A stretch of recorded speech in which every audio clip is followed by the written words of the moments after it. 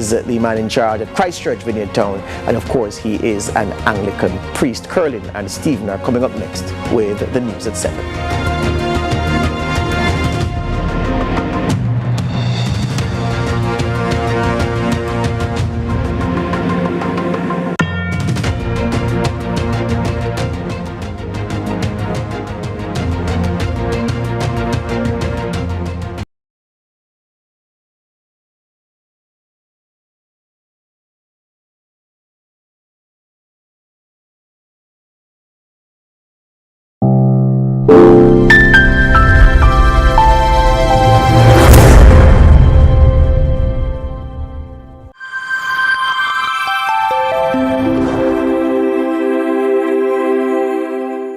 Start saving for your golden years with a Sagicor Lifestyle Approved Retirement Scheme. The time by Sagicor Life is 7 o'clock.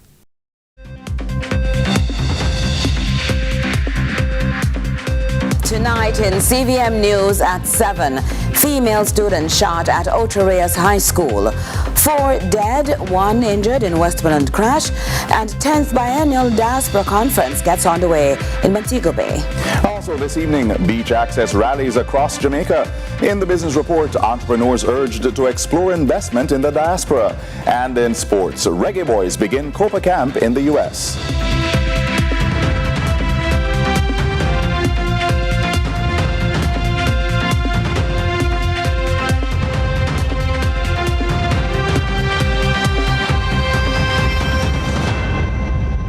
From Kingston, Jamaica, this is CVM News at 7. I'm Stephen McHugh. And I'm Carolyn Brown. It's Monday, June 17, 2024. Thanks so much for joining us. An investigation has been launched into the circumstances surrounding a shooting incident involving students at the Ocho Rios High School in St. Ann on Monday.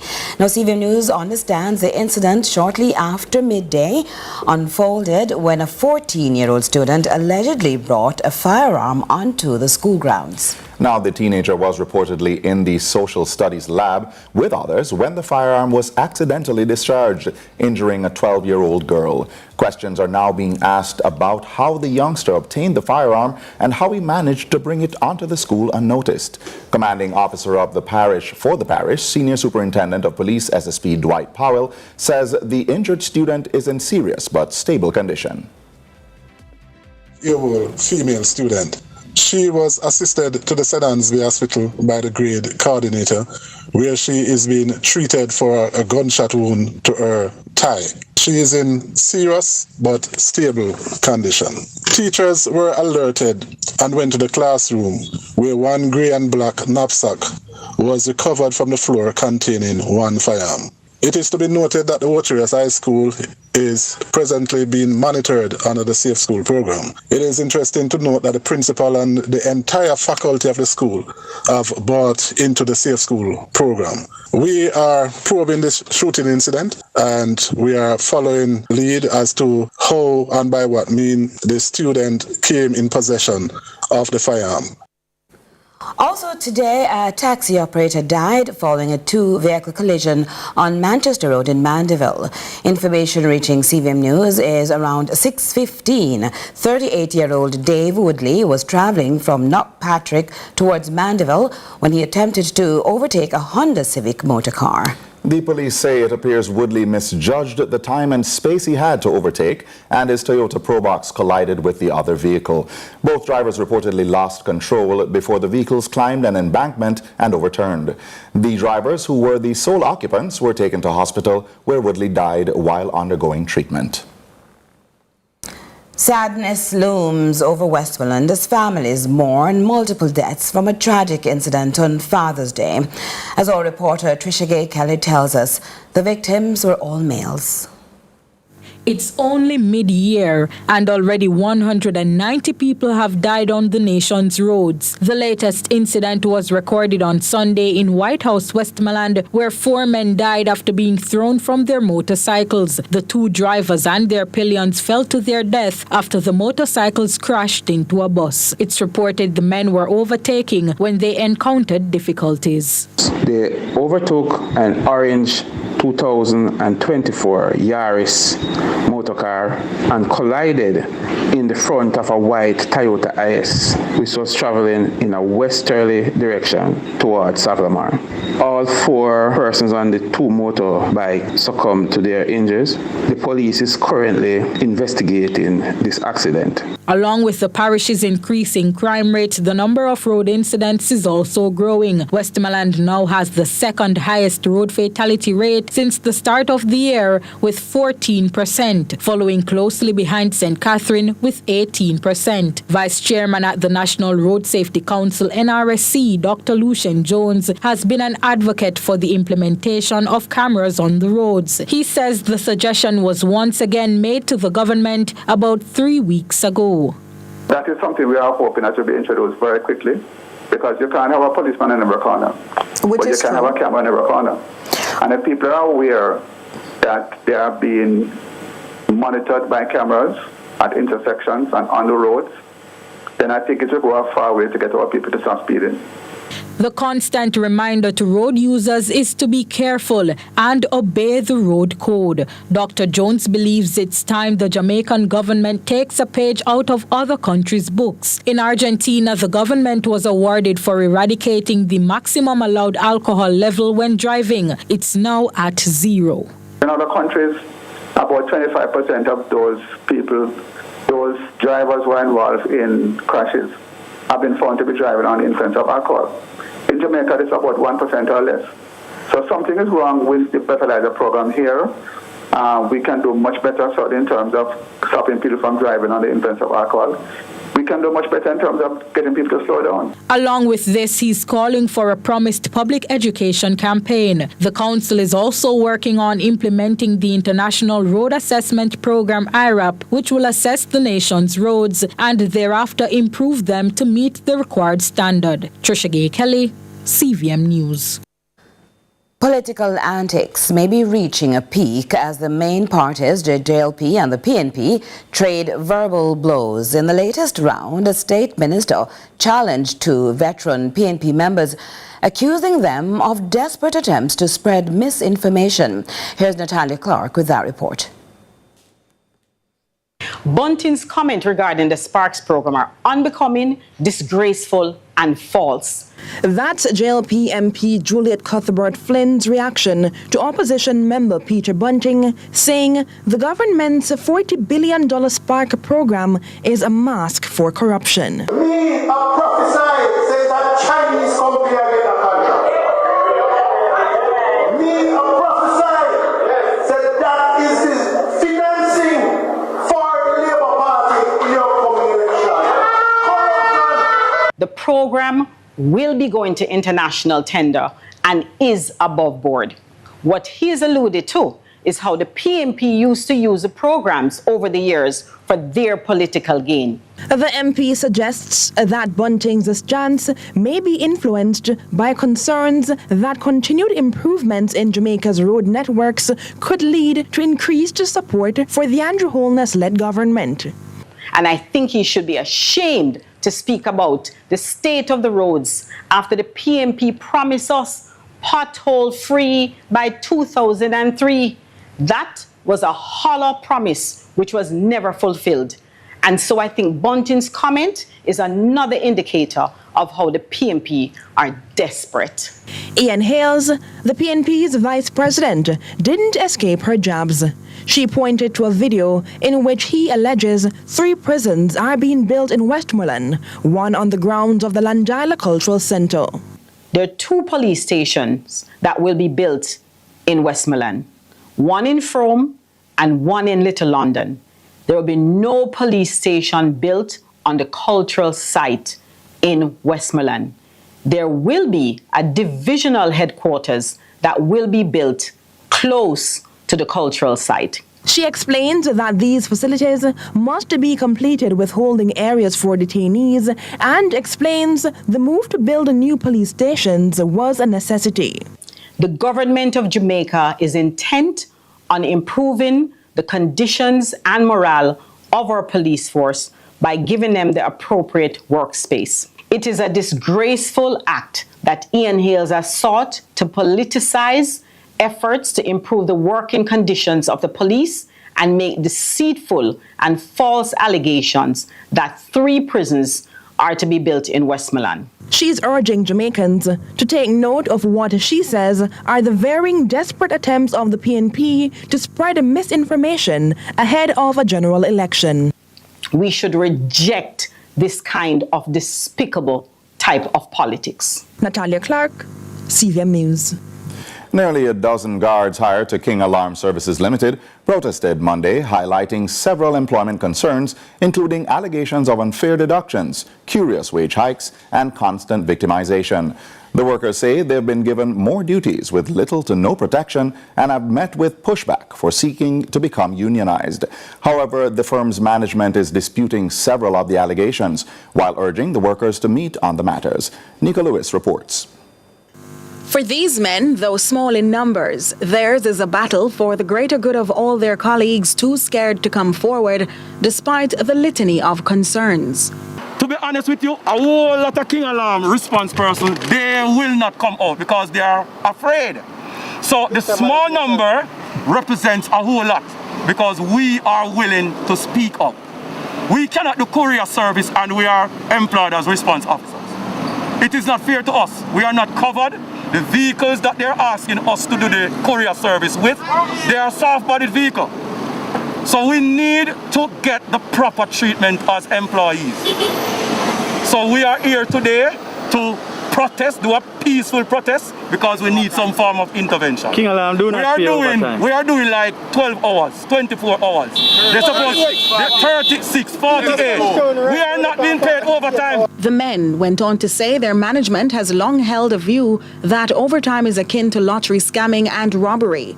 The guards insist their line of duty is littered with overtime, given their extended 24 and 48 hours shifts, but they say they're paid only for a fraction of it. Look here how they victimize us, sabotage us, demote us. We are going to get our union. Right now, I am not sure if I have a job, but I'm willing to put that on the line for us to get better. We need better as a worker. Response is the backbone for Mr. John Azar, so we should be treated accordingly. They fear, having come to the fore again to belt their dissatisfaction, they could lose their jobs as they lament alleged victimization. And that's not all. They say in recent times, added to their response core duties, they've been exposed to less than secure environments in conducting courier service duties. Meantime, General Manager in charge of operations Delano Virgo refuted claims of low wages, saying the teams have long been paid well above minimum. Virgo also explains a 30% increase request was met with a between 10 to 42% increase on wages effective June 1. And what of the alleged contract demanding the workers waive years of service if they're to be transferred to another section of the company? Nika Lewis, CVM News. We have a fleet of armor.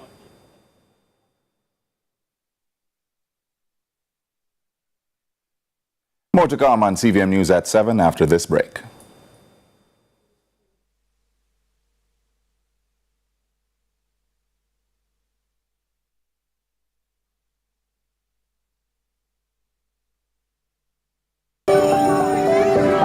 Hey, how was school? It was really good, but I'm really hungry. Can we get some juicy patties? Sure we can.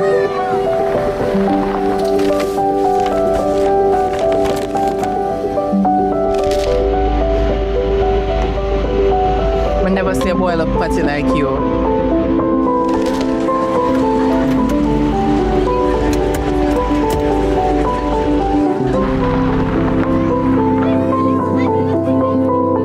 Hey son, you good? No, Dad, I'm starving. Can we get some juicy patties?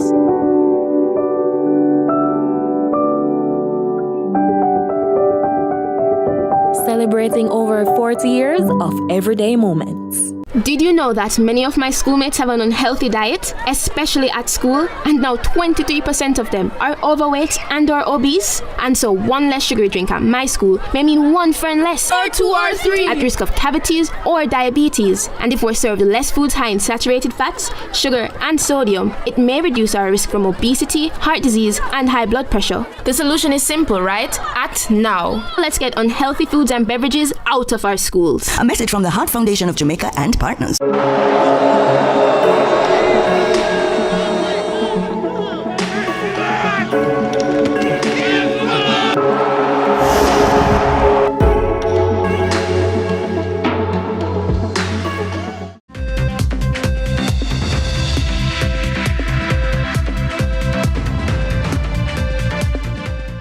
We welcome you back with a follow-up. Family members of the late PNP councillor Rowan Bryan, along with former colleagues and concerned residents, gathered again outside the Princess Margaret Hospital in St. Thomas on Friday. They continued their demands for accountability and answers regarding the circumstances leading to his death. For the second time in recent weeks, family members and well-wishers of the late councillor Rowan Bryan gathered outside the Princess Margaret Hospital in St. Thomas. They are again protesting the continuous lack of care witnessed at the facility.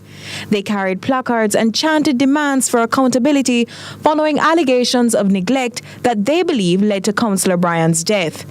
His widow, Jacinth Bryan, stood with the protesters and reiterated her call for an investigation into the hospital's practices. If people want to die, they would stay home and die. They go to the hospital because the expectation is they're going to get some level of care. For you to be in a hospital, for them to suspect a critical condition, send you for the testing, and you come back and they do not look at the report, that is unacceptable. She questions the hospital management's perception of the care standards and calls for a restructuring in order to facilitate change. That's what the focus here is on, demanding change. If the management of the hospital does not see anything wrong with what is happening, then they need to go. So we need a shake-up in management. Supporters echoed Mrs. Bryan's sentiments, calling for better conditions. What is going to result after this? This is our second crying out for change and better health care. We have not heard from any of the relevant authorities. So we're asking for better health care at the Princess Margaret Hospital. That's all we're here for. Courtney Lewis for CVM News. The issue of plantation tourism has been a contentious one in St. Anne and Portland. Local stakeholders have expressed their concerns about the privatization of the island's beaches, which they believe is detrimental to their interests. More from Andrew Laidley. What do we want? Beach access! What do we want? Beach access! When do we want it? Now! When do we want it? Now! Chants of displeasure from locals and groups over the government's practice of selling out the island's beaches to overseas investors. From Little Duns River in St. Anne to the Long Bay Beach community in Portland, the protest is being led by President of the Jamaica Beach Birthright Environmental Movement, JABEM, Dr. Devon Taylor. Climate change is up on us. The land is hotter than it used to be. We can't go a beach. We can't go a beach. We can't go a beach. Jamaica is the only country in the Caribbean that does not give its members or its citizens rights to access the beaches. Traveling easterly to the Long Bay Beach in Portland, the lobby continued. Community members gathered in support of the fight against privatization of their beaches. And fishing, let me help pay my bills, take care of my family, send me youth them to school to get a good education.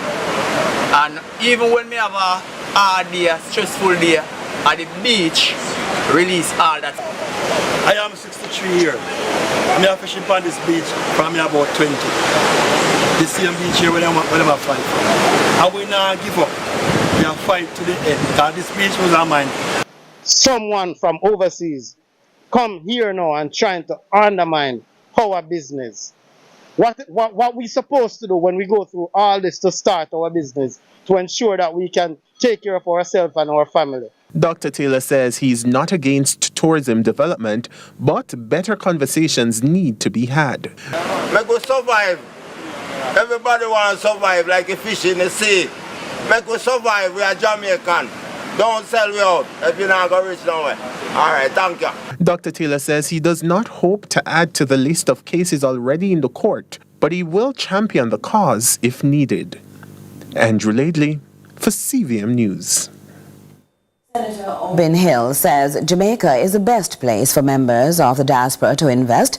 The government, he explains, has created a framework through agencies like Jamaicans to make it easier for individuals to own land and real estate. The senator was speaking at the 10th Biennial Diaspora Conference being held in Montego Bay, St. James. Here's Courtney Lewis with more details. Minister of Industry and Commerce, Senator Ben Hill, is reminding members of the Jamaican diaspora that investing in the country is critical. He also argues that the government has made it easy for people to invest. The minister says, in the past, the country suffered from high unemployment and debt, describing the country as a basket case when compared to other nations. However, he says the narrative surrounding the Jamaican economy has changed of late. With possibly the exception of Guyana, Jamaica is arguably the best and most attractive investment destination in the Caribbean. Most economic writers call this a basket case. We had debt that was unmanageable at 147 thereabouts. We had high unemployment of 13.4%. We had a couple months of money available to buy foreign goods, about 1.9 billion. You've heard from Mr. Terrelong, and I mentioned earlier this morning at breakfast, we're across $5 billion. We don't even talk about that anymore. We have a stable currency. He was supported by a panel of industry experts at the 10th Biennial Diaspora Conference held in Montego Bay, St. James. Brando Hayden, Managing Director of the Jamaica National Fund Managers of the JN Group, says there is infrastructure that supports security and risk management of investments for the diaspora through the stock exchange and the Jamaica Central Securities Depository. And I can tell you there are first world countries and some of these other emerging market countries that don't have that kind of infrastructure in place. Right? So JAMPRO, the stock exchange, many of the other government agencies that are here are natural partners for the country's growth, but natural partners for you to invest through and understand that when you come to Jamaica, not only are we open for business, right? Your investment or your participation is backed up by solid infrastructure. Senator Hill also addressed concerns in the diaspora about crime, adding murders have declined. But the government is working across society, Ministry of Education, Business, Customs, to make sure that we do everything we can within a reasonable period of time to bring that crime factor down. It's having an effect, but it's a long haul, and we are committed to making sure it works. Courtney Lewis for CVM News.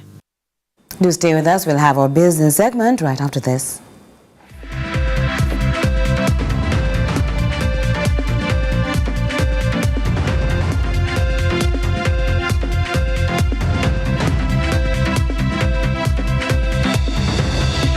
Did you know that many of my schoolmates have an unhealthy diet, especially at school, and now 23% of them are overweight and or obese? And so one less sugary drink at my school may mean one friend less, or two or three, at risk of cavities or diabetes. And if we're served less foods high in saturated fats, sugar and sodium, it may reduce our risk from obesity, heart disease and high blood pressure. The solution is simple, right? Act now. Let's get unhealthy foods and beverages out of our schools. A message from the Heart Foundation of Jamaica and partners. The best Burger King with the best tasting burger under the sun.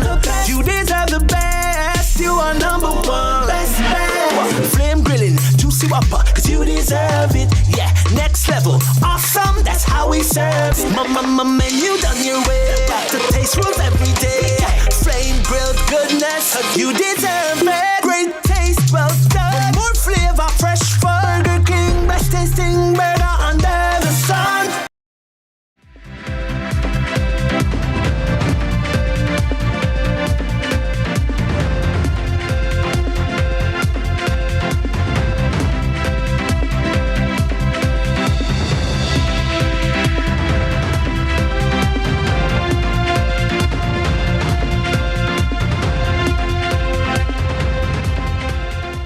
Good evening and welcome to the Business Report. I'm Andrew Laidley. Business leaders are calling for more discourse and activities that will help Jamaican entrepreneurs take advantage of investment opportunities in Jamaica and the diaspora. More in this report. Interim Vice President for Exports at the Jamaica Promotions Corporation, JAMPRO, based in New York, Shane Angus, Jamaica's location in relation to major markets makes the country and its associated brands ideal for trade and investment. A lot of persons want Jamaican food, and we always struggle to supply persons in the diaspora or outside of the diaspora because our products are now accepted by everyone. We have crossed over into different ethnic groups. So we always struggle to provide persons with the required quantities that are needed. Those created a lot of opportunity for us to look at that investment. Also, as we look at even our climate and we look at what's happening here, people tend to want to go somewhere and relax. And over the years, we have seen a new trend. And one of the new trends we're looking at is that most persons are now looking at boutique resorts. And we do have a lot of large, all-inclusive resorts. But when you, outside of that, a lot of persons want to have that, boutique experience, and that is creating a lot of opportunity for persons to look at. Global Jamaica Diaspora Council representative for the Northeast USA, Michelle Tolonil, agrees, but she says more education is needed to help people take advantage of the opportunities and professional services available. We are good with the real estate. We got that. We have the rental properties. Now we want to get more involved in the business itself. So as long as we can do that, and everything that Mr. Angle says is true, we want to get Jamaica as the hottest place. We are close to everywhere, but we just need to know how to make sure it's getting done. In the meantime, Deputy Managing Director at JN Bank, Gillian Hyde, says financial institutions in Jamaica stand ready to further partner with stakeholders to provide entrepreneurs with the financing necessary to start and grow their businesses. We want to bring that development community together with the financial services community to ensure that those plans actually prepare the entrepreneurs for investment from the financial entities. So it appropriately brings it together so we can see the business community getting that value, and it doesn't appear as if after they've gone through all of this development, they still have an issue when it comes to the financial institutions. At the same time, CEO of the Jamaica Business Development Corporation, Valerie Vieira, pointed out that the state entity remains committed to helping people take advantage of the many opportunities existing and emerging. We provide a full service. So you come to us with your ideation stage, and we have a consultation, and together we conclude if it's really a business or it should remain as a hobby. Kingston Properties is continuing expansion via acquisition with a strategic plan to return to its core business. Kingston Properties reporting net profit of $4.6 million for the financial year ending 2023 and looking to expand and grow even more this year.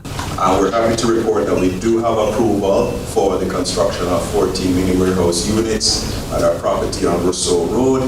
We're currently in discussions with the contractor and the other professionals to finalize those, but we're hoping to break ground on this project.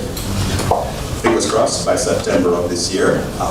Should be a one-year project. CEO Kevin Richards doubled down on the strategic plan for the year. At the top of the agenda, more acquisitions. We're looking to do more acquisitions, some in Jamaica, some in other markets. So by the end of 2024, this graph is going to look very different than what it is. At the same time, the Kingston Properties boss says the company is going back to its core business, which he says has proven to deliver strong results. We are going to be doubling down more on our core investment strategy, which is to target immediate cash-generating properties with high cash-on-cash returns in US dollars. This means more. This is a de-emphasizing of things like greenfield projects or real estate partnerships. Those take a long time to get to cash flow, and cash flow is a critical component of our business because we want to be that company that is known for paying consistent and high dividends to our shareholders. And that's your business report. Up next is your market summary. CVM News at 7 continues with Curlin and Stephen after the break.